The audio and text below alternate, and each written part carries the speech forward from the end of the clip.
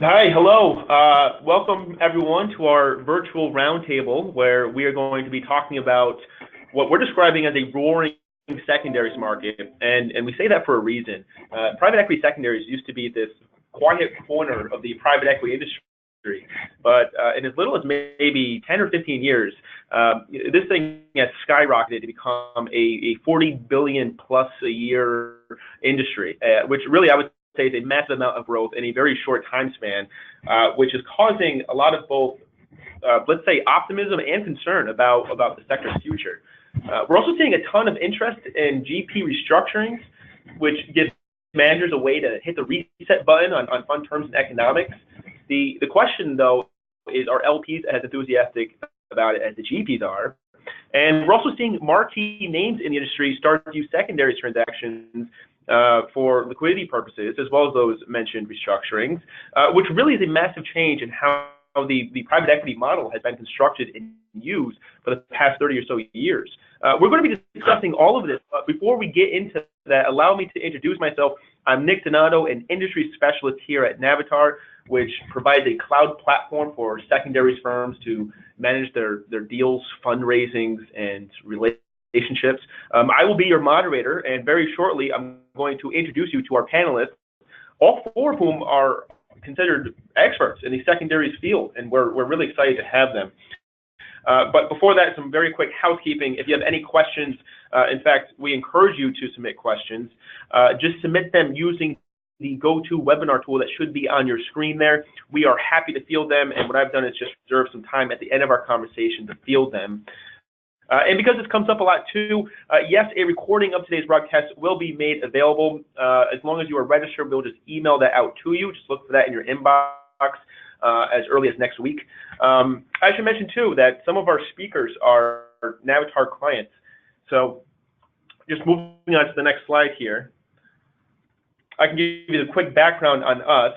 So Navitar is, we're considered the premier cloud software provider for the private capital market space.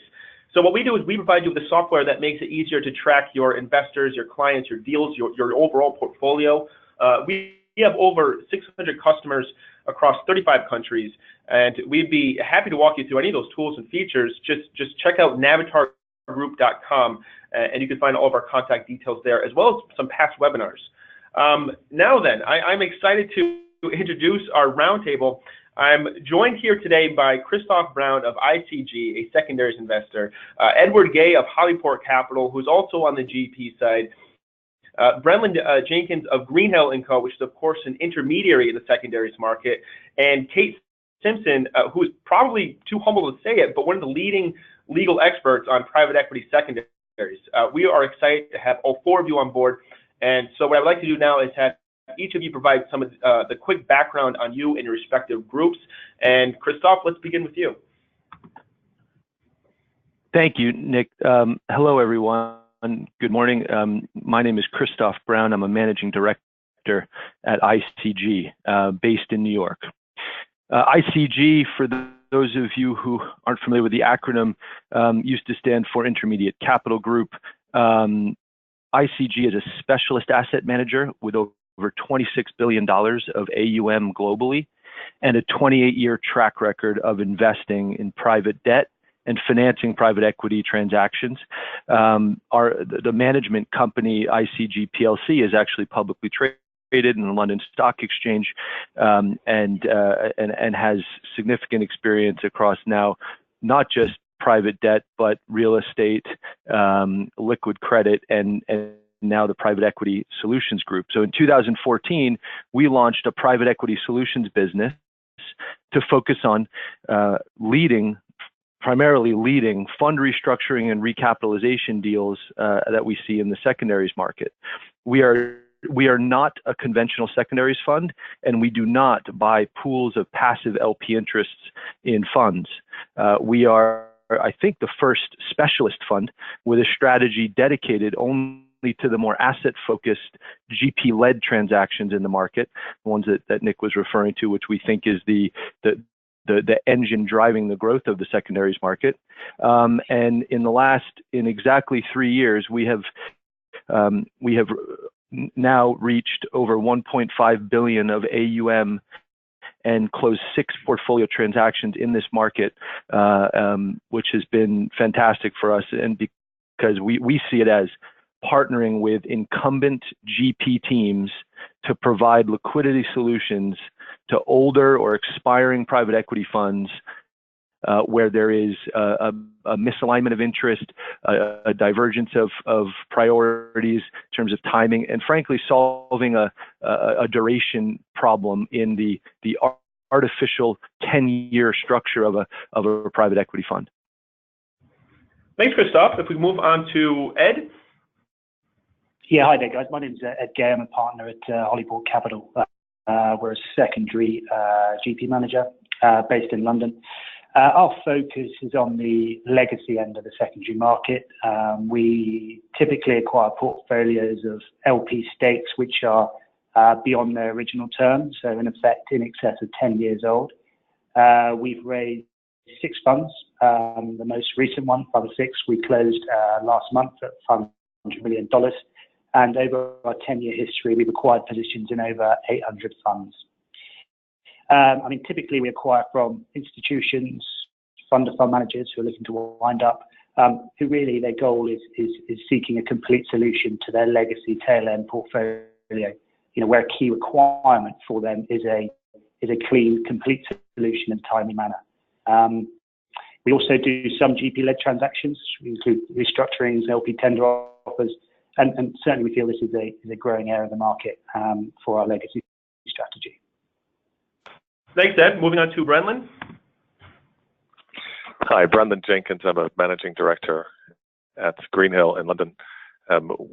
We joined Greenhill 2 years ago as part of Cogent Partners. Some of you may know Cogent. We were the first intermediary in the secondaries market, and certainly have gone on to maintain high activity levels across the market. And I joined Cogent in 2004 to open our operations in London. So as an intermediary, we sit between buyer and seller and support transaction activity. Thanks, Brendan. And last but not least, Kate. Hi, I'm Kate Simpson, a partner at Proskauer. I've never knowingly been called humble before, so it's very exciting for me. So Proskauer is an international law firm. I'm based in London. We have sort of a full scope private investment funds group where we act for GPs, whether private equity, venture, real estate, debt, and indeed fund to funds on their fundraising. And then we, for LPs investing, but also on the secondary side, quite extensively. We're more agnostic about whether it's a portfolio sale or a position sale or a restructuring, or whether it's buyer or seller. We will help anyone. So we've got a pretty broad experience in that, and since January last year, we've done more than 7 secondary transactions with an aggregate deal value of about $7 billion. So we have seen a pretty broad range. So hopefully, have a chance to speak about some of our experiences on the webinar. Thanks. Thanks, Kate. So to start this conversation off, I think it's important for us to get a lay of the land. And Brendan, I'm going to kick off this first question to you. I looked at some stats in the pre-Quinn, and back in 2002, the private equity secondaries market was only worth about $3 billion a year. Last year, 2016, secondaries funds collectively raised $49 billion. That is a massive jump in just 15 years. So my question to you is what's going on here? What's driving this enthusiasm for secondaries? Why now? And maybe most importantly, is there too much dry powder circulating in the market? Thanks, Nick. I mean, clearly secondaries managers have met with, growing acceptance from the investor community, and certainly the GPs on the webinar can speak to some of their experiences potentially in raising capital. What we see and what we track is the relationship between available capital, so call that dry powder, and transaction activity. And we do that on a sort of semi-annual basis and have tracked those numbers for some time. And if you look at where that relationship was say in 2012, so about 5 years ago, it was relatively tight. It was about 1.3 times, which means that there was a little bit more dry powder compared to the previous 12 months transaction value. If you then, go to, January of 17, so 5 years later, that ratio had risen to about 3 times. So a reflection of the strong fundraising environment in the previous couple of years. But if you look at that ratio today, it's down to about 2 times because, there's been a fair amount of deal flow over the first half of the year and kind of moving through the rest of the year as we get there. So, we look at it now at about 2 times, and that is roughly the historic ratio. If you start in 2012 and kind of make your way up and down since then. So we don't see necessarily any cause for alarm. That seems to be in reasonable balance. And certainly, if you compare secondaries, whether it's 2 or 3 times to the broader private equity market, in the broader private equity market, there's significantly more dry powder. And so, again, relatively speaking, we, from our perspective, don't see any real cause for concern. And Chris, Ed, let's loop you into this too then. How has the experience been on the fundraising trail for you? Christoph, maybe you could talk about LP's enthusiasm or maybe lack of enthusiasm for GPled restructurings. Yeah, it's been a fascinating period of growth for this secondaries market as a whole, as Brendan outlined. I mean, I think it's very difficult to pick the exact statistic or number. There are lots of different market studies. I think that's one of the things you have to remember about the secondaries market. The information is imperfect, and I think we all talk about around 40 billion-ish. Most sources will talk about 40 billion of volume per year at the moment, and most people will point out about 25% of that is now in either GP-led or structured, say, or something that is not non-traditional, just buying LP fund books from large sellers. And the reason that's important is I think part of the growth of the industry has resulted in groups like ours deciding to specialize. So I think we are seeing the secondaries market enter into a level of maturity and mainstream existence that has now seen a proliferation of specialist strategies. So I can speak to LP's reactions to our focus on GP-led transactions and fund restructurings, and I can tell you that since we started looking at this space in 2012, when the very first fund restructuring deal of this kind, I think, as we talk about it today, kind of the first 2 were done in 2012 when Willis Stein and Berman Capital were. So if we just look at 2012 to 2017, over the last 5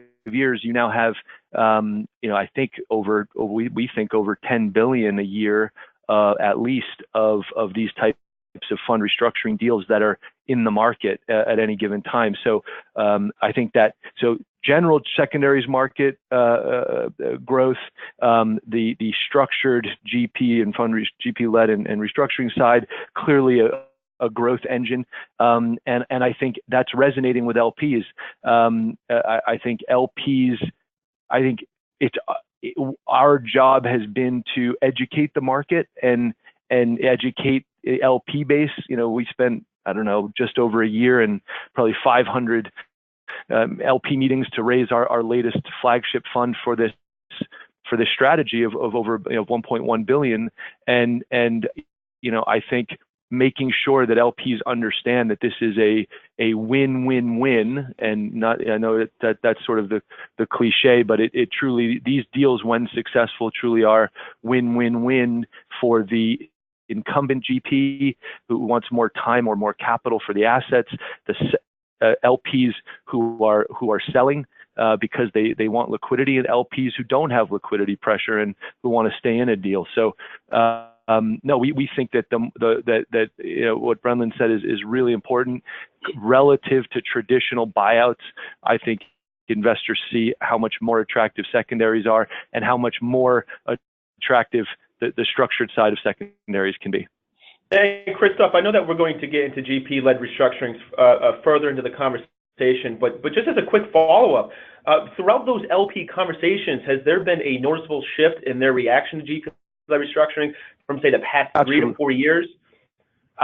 Absolutely. The biggest development is that 3 years ago, you could go at maybe a 20% of LPs had heard about these deals, had most importantly encountered one of these transactions on the other side. So when we'll talk about the mechanics of these deals, but what you've seen is now almost universal recognition that these types of GP-led liquidity solutions for funds that are reaching the end of their life, let's remember, it's not surprising that it's happening now, because in 2005 to 2008, more private equity funds were raised than all of history combined, and those funds went through the great financial crisis, the first time in private equity's history that there was such a crisis that pushed out business plans and increased the hold period. So you end up with the 10-year, what we call the wall of maturity of the pre-crisis funds,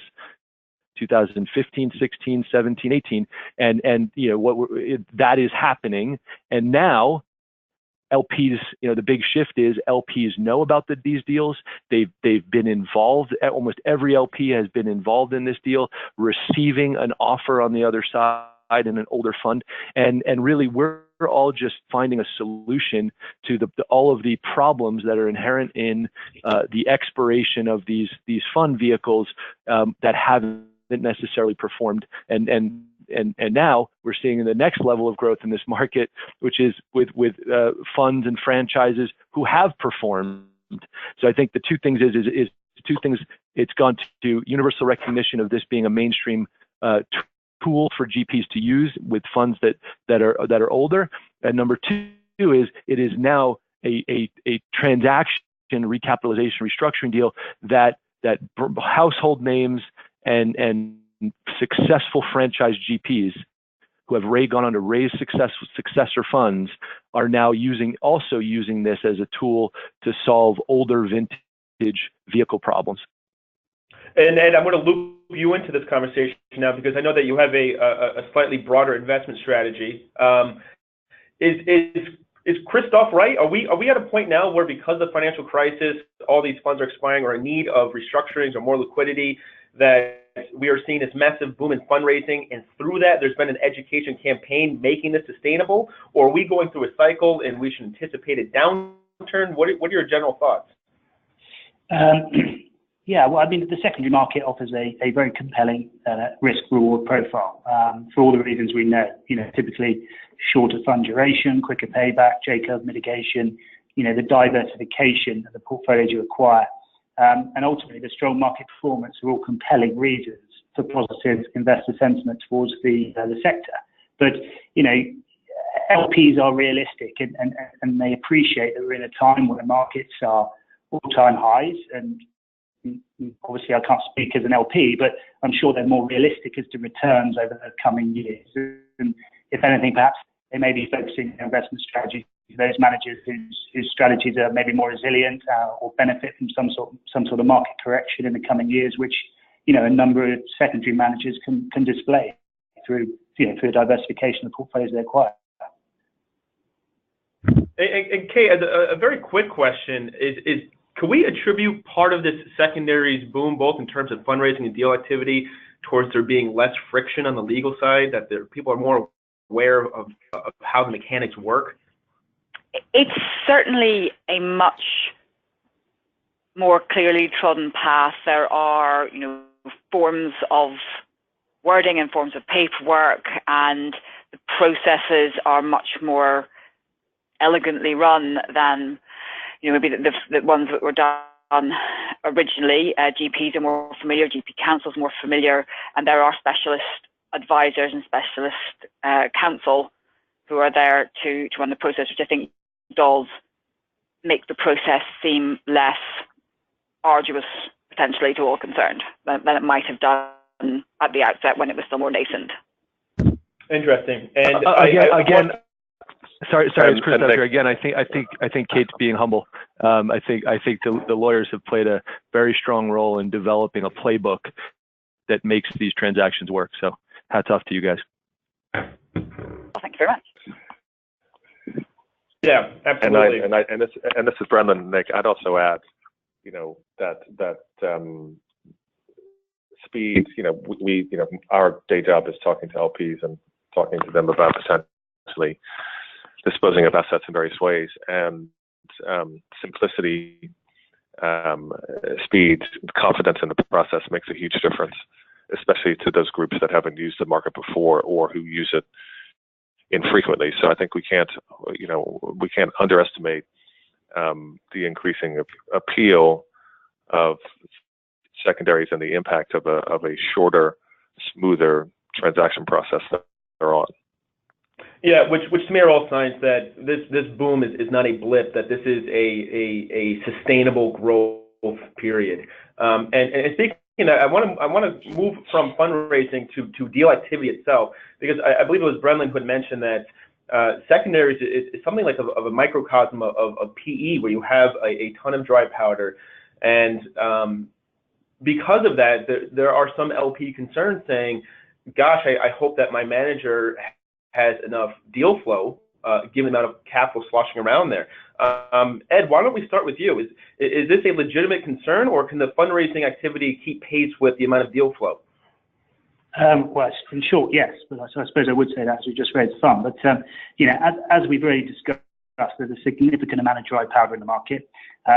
But importantly, there's an increasingly number of LPs who are utilising the secondary market to rationalise their portfolios and to manage non-core GP relationships. In addition, the breadth and type of LPs utilising the secondary market have also increased. And if we look at the legacy market, according to Preqin, there is currently over $370 billion worth of investments in private equity funds, which are greater than 10 years old, i.e. beyond their original term.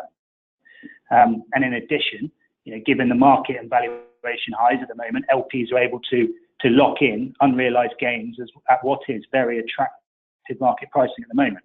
In short, there is plenty of deal flow, there's plenty of competition, meaning that vendors are able to maximize pricing on portfolios in the current time. And in addition, the emergence and the growth of the GP-led side, the GP-led transactions, means there are no real indicators of a slowdown in deal activity in the short term. I mean, the one thing I would add, however, though, to stay competitive as a buyer, with increased competition, margins being squeezed, we're seeing the capital efficiency side playing a bigger role with leverage and deal structuring, playing a much more prominent role in the transactions that we take part in. An open question, the roundtable, even if there is enough deal flow, is the market still becoming more competitive? Are margins getting thinner? What does this mean for deal activity pace? I think it's no secret. I mean, perhaps. Sorry, you go ahead, Brendan. Thanks. Yeah, I mean, we're probably about to say the same thing. I mean, clearly, margins on standard secondary deals, or expected returns, perhaps is a better way to describe it, on standard LP secondary deals has fallen over the years. But that's what one would expect. I mean, this was a cottage industry essentially, 15 years ago, when secondary managers were posting massive returns on relatively small amounts of money, and now the industry has raised significantly more capital. Returns have fallen, but in this interest rate environment, certainly the one we've had over the last several years, those returns are still attractive. So it seems perfectly logical that as the industry gets bigger, deals become more efficient in the backdrop of rising public markets for the last as long as most people can remember. That returns to the buyers are falling away in the face of competition and the greater scale of the business. Yeah, that's exactly right. I was going to add two things. One was that I would imagine that investors would look at secondaries relative to primary private equity. Or secondaries is a derivative of primary private equity, and it's an alternative asset class. And I think what we've heard today on the statistics are that the dry powder to new deal ratio is more attractive in secondaries than primary. I think the returns are going to be better in secondaries. It's lower risk. There's less of a J curve. And so I think, I think there's no issue at all in the secondaries market. I think it's the reason that you're seeing pricing pressure or margin pressure and strong pricing in secondaries has actually been a function of liquidity. And I think liquidity is driving less stress or need for selling in this low interest rate environment. And I think secondaries thrives when there's the lack of liquidity, because we are all liquidity solutions providers. So I think what's great is if the private equity industry is able to retain some of its dry powder for when there is more of a liquidity tightening. And I think that's a good point, Christoph, because Kate, I want to loop you into here. Something that we have talked about previously is the fact that part of this liquidity is coming from the fact that there's just more buyers and sellers, and there's even new types of buyers that are entering the market. Could you elaborate on that point? Sure. I mean, I think what we've all seen as the industry has matured is the more willing seller. People aren't just selling because they need to sell. It's not the haven of stressed and distressed. It's a genuine portfolio management and liquidity solution rather than something that's being sort of thrust upon a seller by circumstance. There's still arises, whether it's a regulatory change, whether it's a liquidity matter, but people are using it.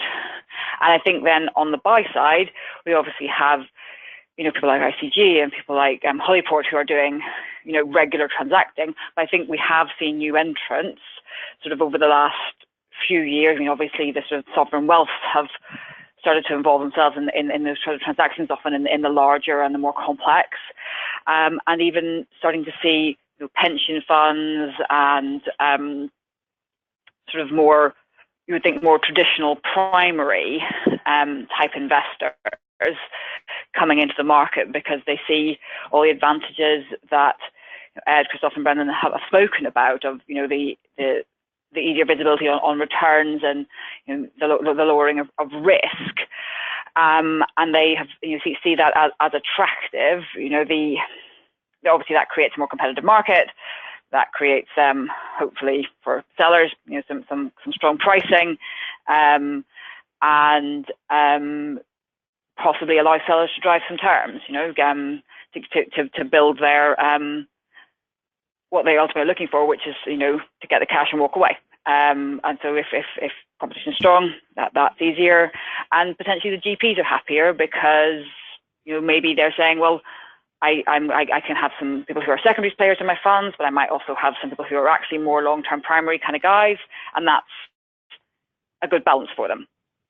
Brendan, I want to loop you into this bit of the conversation too, because I imagine that the market becoming bigger and more liquid is almost bittersweet. There are many more prospects to reach, but that must mean a busier or later evenings for you. Can you talk about that? Well, we certainly do many more deals. I mean, over the last couple of years, the number of processes has really increased substantially because, it speaks to a lot of the things that we've touched on. The market has, secondaries has inserted itself into the, kind of private equity dialogue. People know what it is, how the market works, they know it's there. And so, they're big deals and small deals. But, it's not just a set piece $1 billion deal that comes out. There's a steady stream of sub-$100 million things that are important to LP sellers. And, they're prepared, to embrace the, administrative complexity of doing even a relatively small transaction because they know that it works. So, sure, we have to staff appropriately to address that deal flow. But how do you describe it? It's a high-class problem. Yeah, it is. I want to move the conversation to GP-led restructurings because this is something that we're seeing more and more of. And as Christoph had mentioned, it's one of the big engines driving all this secondaries activity.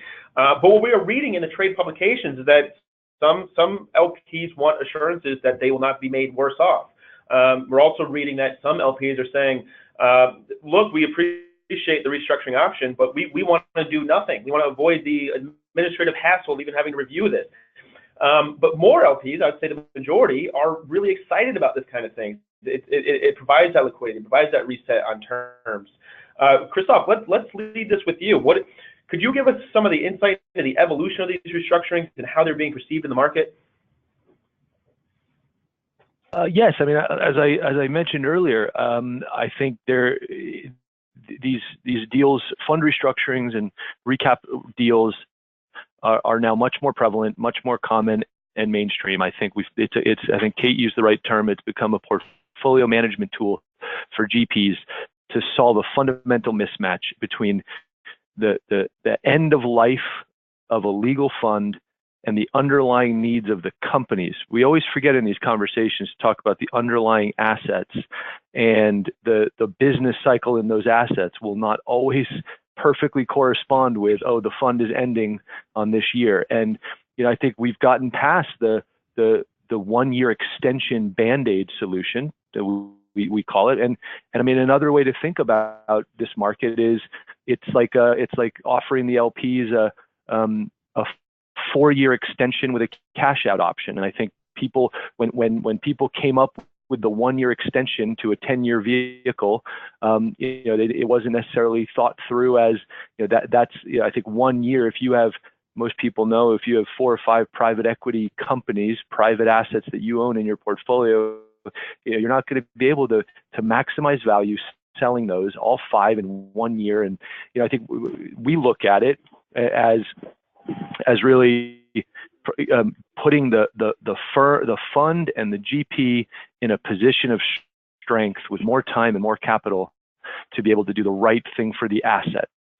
And then it's all about optionality. I think that's been the other significant development in this market, has been the need for a status quo and the need for, or what they actually should be more called, a modified status quo, because you're really changing duration. And I think that's what people have to accept in these transactions, is our view, that there is a requirement for more time. And then how you fix and structure what happens, so those who want to cash out, those who want to be a part of this portfolio of companies and this manager for another 4 years, let's give the proper amount of time and support, financial support to this portfolio. And so that's how, I think that's been the big evolution. And the other thing that's allowed these deals to become mainstream and seen, I keep saying it, but the high quality GPs using this as a tool. I think we all read about in the last 6 months the transaction involving Warburg Pincus and BC Partners, and these are highly successful private equity firms that have decided to use these tools to solve a problem in older vintage funds. And so, whereas it used to be there used to be a bit of a negative perception that only the unsuccessful funds were restructuring. No, the truth is they happened first because there was a catalyst and a deadline to do something, because there wasn't a successor fund and there was a real need to do something. And so it's been fascinating. But the key has been to allow to make these deals as transparent, clean, and LP friendly as possible. Hey, Christoph, quick follow-up. The thing I would add to that, sorry, Nick, is that it has been this iterative process almost. People have gone through fund extensions, and they're sitting with funds that were due to expire, 7, 8, 9 years ago, and they're still got some assets, and there's still maybe there might be no fee or a tail of fee, and then there's an incentivization and alignment issue if there's no fee, and trying to get those funds finished and off their books is actually a bit of a challenge. And then sort of this process has gone through to the secondary market and then gone through to the more formal restructuring, and I just think it's a sort of evolution of the market. And the next pays for that is, will it be, yes, we're going to build this into our documents, and I know that some GPs, maybe more in slightly maybe in the infra space or the longer hold assets, have started to think about doing that, to try and sort of get out in front of this, because when we are raising funds where people are asking, investors are saying, well, what's the situation for fees after the end of the term? We want to talk about it now, and that's 10, 12 years away. So I think it's been a sort of evolving market as we hit the end of those terms. And Christoph, Kate, open question both of you. Well, really the roundtable at large. Have there been certain types of LPs that are more open to these restructurings than others? I imagine that the big pension plans would be more enthusiastic. They have more of the back office resources. They're more educated on the market versus your let's say small family offices or endowments. Or is that a misperception on my end?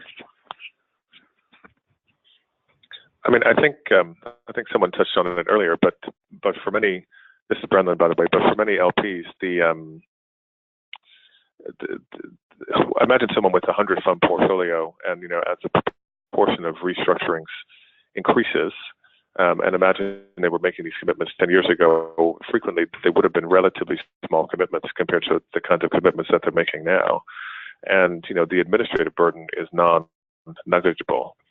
So even for big pension funds with big programs, one, certainly if they're in the U.S., there can be staff turnover, so people may not even know some of the older investments. But two, it's typically a relatively small team holding down, a portfolio with a very broad scope, and just getting over the administrative hassle of actually, being a good fiduciary, reviewing the documents, getting involved in the discussion. If you have a relatively small ticket in the context of your program at that time, I think that is a non-trivial impediment to people embracing these processes.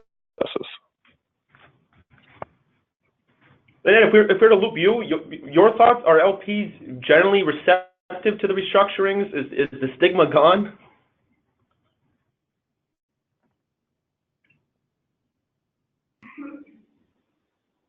Yeah, I mean, my view is I think it depends on the circumstances. It depends on the fund, it depends on the situation of the fund, it depends on the market. I think it is possible to do these without stigma. I mean, as Christoph said, there are big marquee GPs doing these transactions with some older vintage funds. But whether or not it's well received will depend on a variety of factors. It'll depend on how it's approached. It'll depend on the process, the information sharing, and on whether they are being offered what Christoph described as the win-win-win. That's how you've got to try and make it visible to an LP. So I think it's somewhat dependent on circumstance and process and approach. Yeah, I would agree. Well, moving on from GP restructurings, then I want to get into the actual fund term negotiations. We had made the point earlier that one of the reasons why secondaries is booming now is because it's a more frictionless market. People understand what it is to go into negotiations, the administrative tasks. Kate, if we were to start with you, because you are on the legal end of these things, if you could talk to us about what terms are still proving sticky during fund negotiations. So what are both LPs and GPs most concerned about, whether they're doing a portfolio sale or, as we've been discussing, the restructuring? Sure. Yeah, happy to give the lawyer view on that. Obviously, it'd be good to get everyone else's view from a business side, because lawyers love to talk about things like indemnities, which nobody else cares about. But as a sort of overview on a portfolio sale, it between the buyer and the seller, it ultimately comes down to clean break versus standing by your responsibilities for historic matters. Is usually the sort of big commercial sticking point in a sort of fairly straightforward position or portfolio sale. That's not got any complexities in it. A seller wants to say, here, I would like my money, and you would like my assets, and I would like to go away, and thank you for your time. And a buyer saying that's absolutely fine. I'm very happy to give you my money as long as I get the asset. However, I don't want any of your dirty linen with the asset. Whether that's a recall, most likely to be focusing on recallable distributions that the seller has received. That's usually the biggest commercial point, and again, it's circumstantial depending on the status of the portfolio. Anyway, as for the GP, ultimately for them, they want to control their investor base. So, there's whether or not they'll let you disclose the documents, who they'll let you talk to, and then whether they're going to consent to the transfer, and if there's leverage in the transfer, and you're trying to, get the security in place on that leverage, and it's usually it's not at the asset level, it's above the asset level, whether the GP thinks they need to consent to that, and whether they will consent to both the existence of the security and the future exercise of the security, and that can lead to some interesting discussions. On the restructurings, it sort of goes back to what we've been talking about before, about trying to create this win-win-win and trying to present something to your investors, whether they are people who want to roll, people who want to sell and cash out, or people who want to sort of roll and put more money in, and that they feel like it's a win-win-win, and that's about dealing with your conflicts, that's about having a good process, about having good disclosure, about offering status quo options, and whether or not you're going to do that, then from the buyer's perspective on those, I want to know I've got coverage, on the assets, but I'm actually looking at these assets more than I might on a portfolio sale, and I want to know I've got warranty coverage and I want to diligence those assets.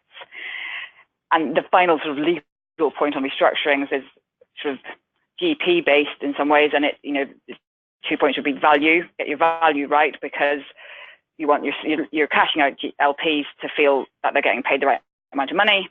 You want your buyer to feel like they're not overpaying, and then if you've got any legacy carried interest holders, lever carried interest holders, you don't want to have them feel that they're being denied carry on future uplift. So you've got a lot of stakeholders to manage. And then beyond the carry and some of the other points that you raised, Kate, one of the things that I imagine may prove sticky, or I may be wrong, is the question around leverage. Is the financing easily available? Is it something that is becoming heavily negotiated and impeding some secondaries transactions? And really, that's an open question to the entire roundtable. I mean, it's Ed here from Hollyport. I mean, the short answer is yes.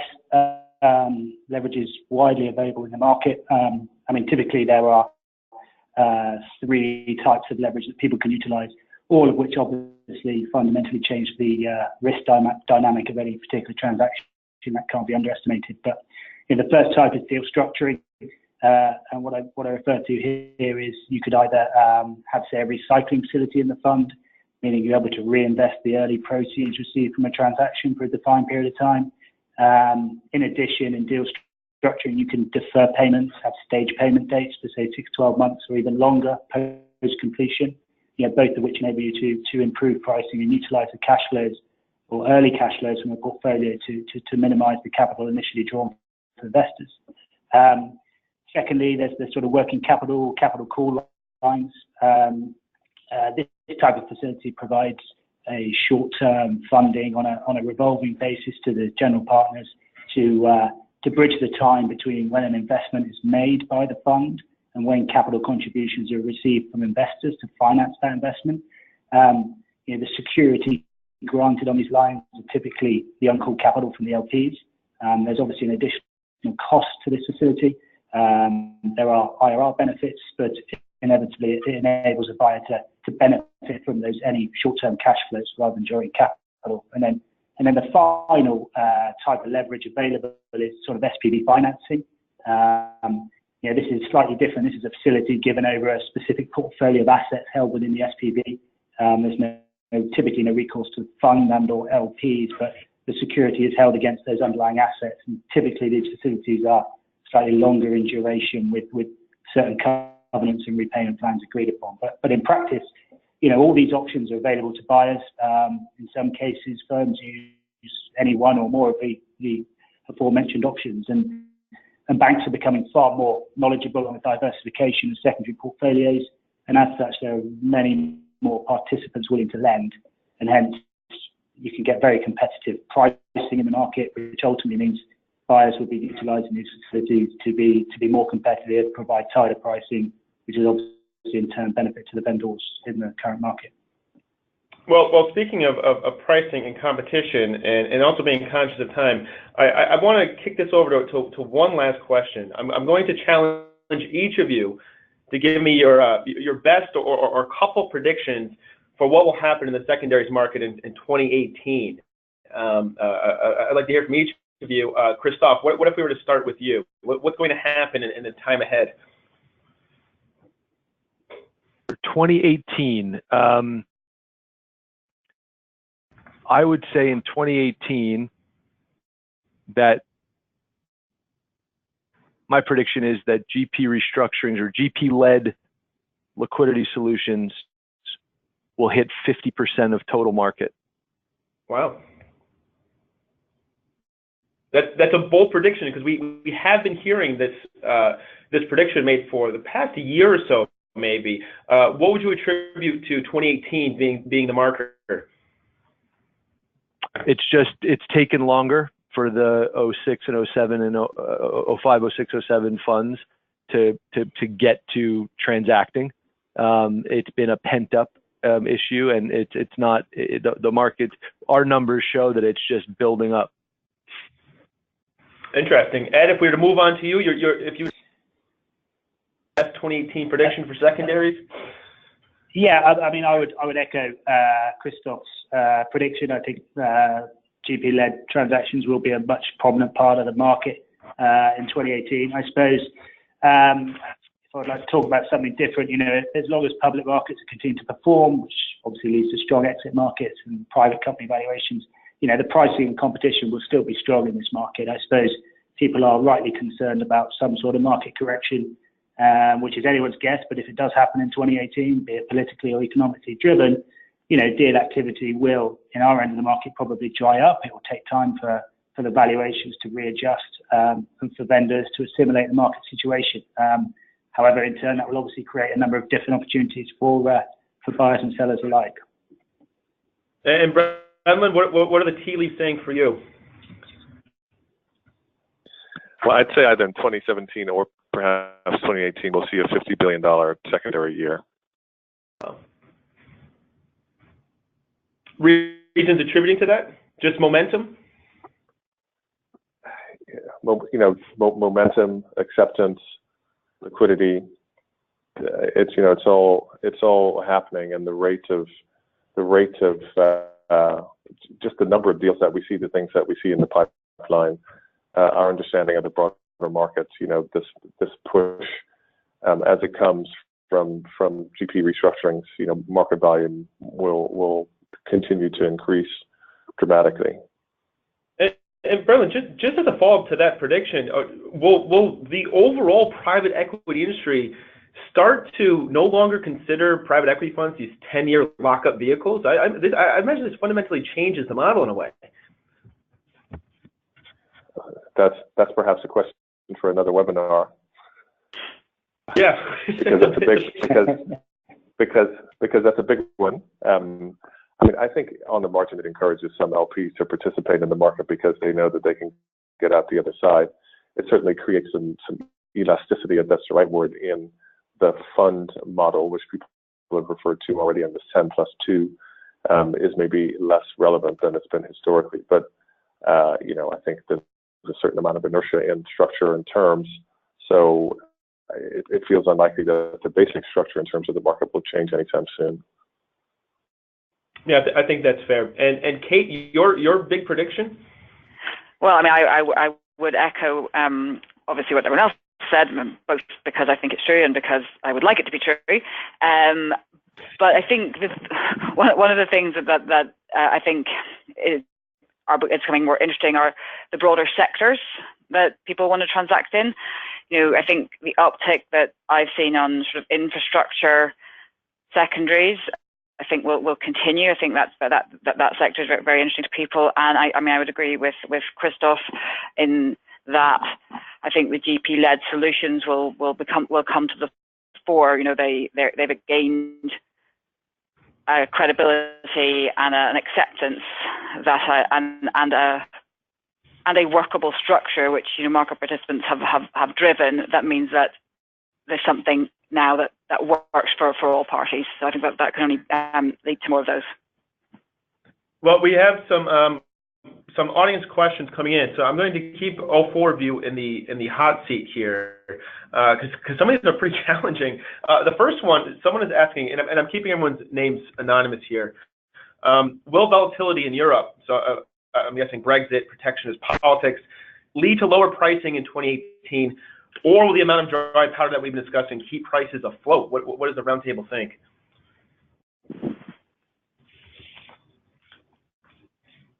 It's Ed here. I mean, I would answer that. I would answer that in the sense that if there is significant volatility, then that typically has a negative effect on pricing and valuations.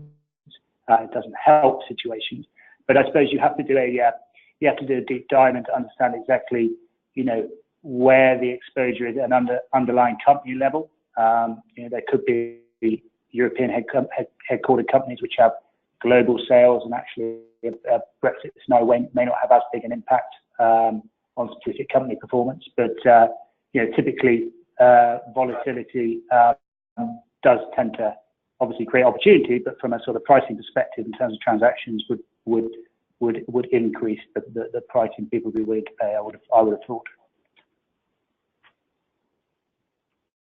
Anyone else want to take that?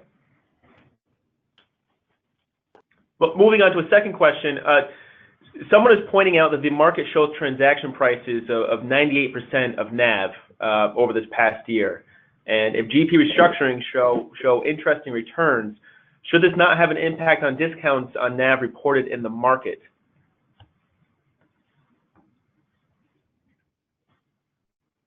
Yeah, that's Christoph here. I don't. So yeah, pricing data and the data on pricing for deals is tough because you're pricing off of historical quarters.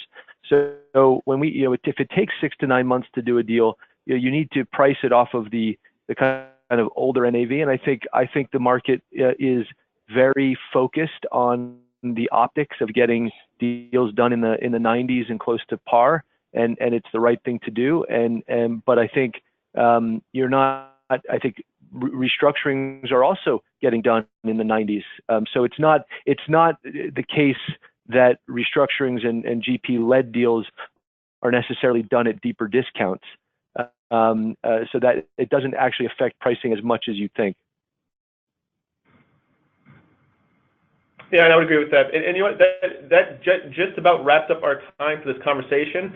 I want to thank everyone for joining us, especially our speakers, Christoph Brown at ICG, Edward Gay at Hollyport Capital, Brendan Jenkins at Greenhill & Co., Kate Simpson at Proskauer. You can see on that final slide there contact details for all four of them, as well as my own. If you have any questions that we're not able to get to, by all means, feel free to reach out. Also, Navitar does a number of these webinars that's covering both the secondaries market, private equity, and private funds industry at large. I encourage you to check it out at navitargroup.com. So on behalf of the panel and Navitar, this is Nick Donato, and enjoy the rest of your day.